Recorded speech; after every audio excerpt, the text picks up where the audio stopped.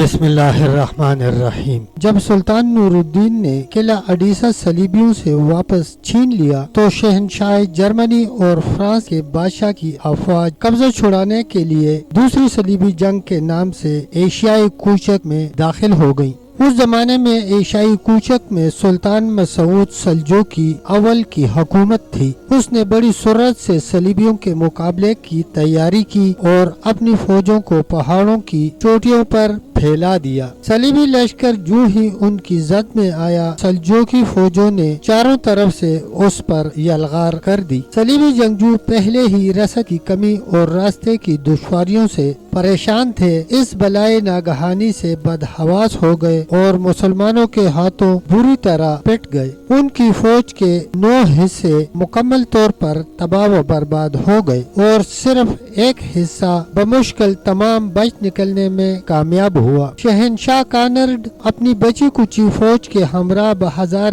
دقت و خرابی دیکیا پہنچا، جہاں شاہ فرانس دوسرے راستے سے پہنچ چکا تھا۔ دونوں بادشاہوں کی ملاقات بڑے پرعالم ماحول میں ہوئی۔ مچارڈ لکھتا ہے کہ شہنشاہ کانرڈ اپنی کل فوج کا صرف 10واں حصہ بچا کر دیکیا پہنچا، جہاں لوئس شاہ فرانس صلیبیوں کی بربادی کی خبر سن کر خون کے آنسو رو رہا تھا۔ دونوں بادشاہ ایک دوسرے کے گلے لگ کر خوب روئے اور عہد کیا کہ دونوں اکٹھے فلسطین جائیں گے، لیکن شہنشاہ جرمنی کے حوصلے پست ہو چکے تھے اور وہ دوبارہ کسی صورت میں سلجوقی مسلمانوں کا سامنا نہیں کرنا چاہتا تھا۔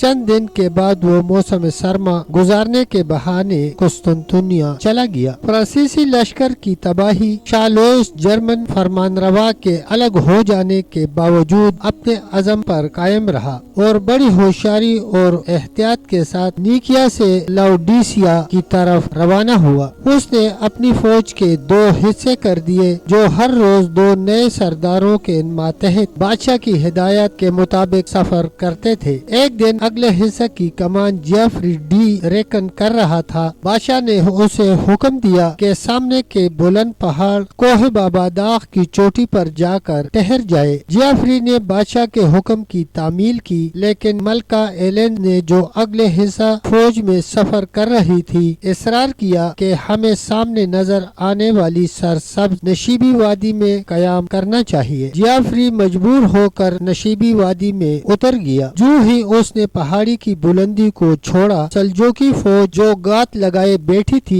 اس پر قابض ہو گئی۔ صلیبی فوج کے پچھلے حصے کی قیادت خود بادشاہ کر رہا تھا۔ اس کو اس واقعے کی مطلق خبر نہ ہوئی اور اس نے اطمینان سے اپنی پیش قدمی جاری رکھی۔ جو ہی یہ لوگ سلجوقیوں کی زد میں آئے، وہ تکبیر کے نعرے بلند کرتے ہوئے ان پر ٹوٹ پڑے اور ہزاروں صلیبیوں کو گاجر مولی کی طرح کاٹ کر رکھ دیا۔ فرانس کے 3 نامور امراء جو بادشاہ کے محافظ دستہ میں شامل تھے، اس مارکہ میں ایک ایک کر کے مارے گئے اور بادشاہ یک و تنہا بڑی مشکل سے اپنی جان بچا کر فوج کے اگلے حصے میں پہنچ گیا۔ مورخ آرچر کارزار صلیبی میں لکھتا ہے، کروسیڈروں کے لیے یہ ایک مہلک صدمہ تھا۔ فرانس کا پھول دمشق تک پہنچنے اور پکنے سے پہلے ہی مرجھا گیا تھا۔ صلیبی لشکر کے محفوظ حصے کو بھی سلجوقی مسلمانوں نے راستے میں جگہ جگہ پریشان کیا، لیکن لوئس تنگ پہاڑی راستوں سے گزرتا ہوا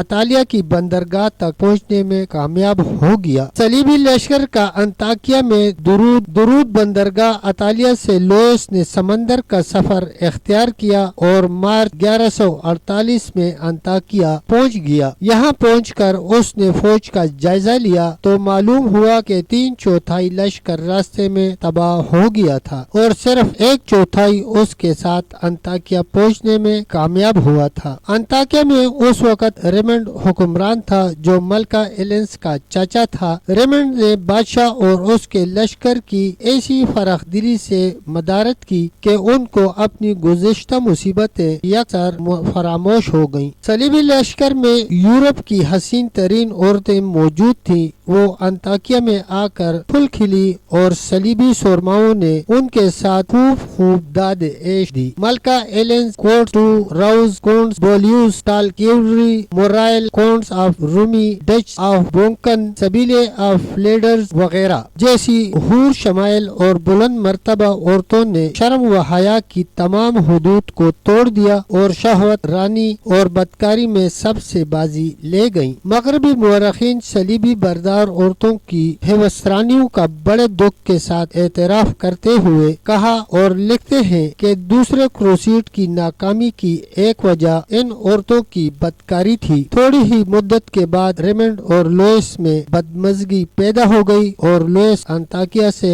رخت سفر باندھ کر چلنے پر مجبور ہو گیا۔ تب تک دوستو اتنا ہی، ملتے ہیں انشاءاللہ ایک اگلی ویڈیو کے ساتھ، تب تک کے لیے اللہ حافظ، اللہ نگہبان۔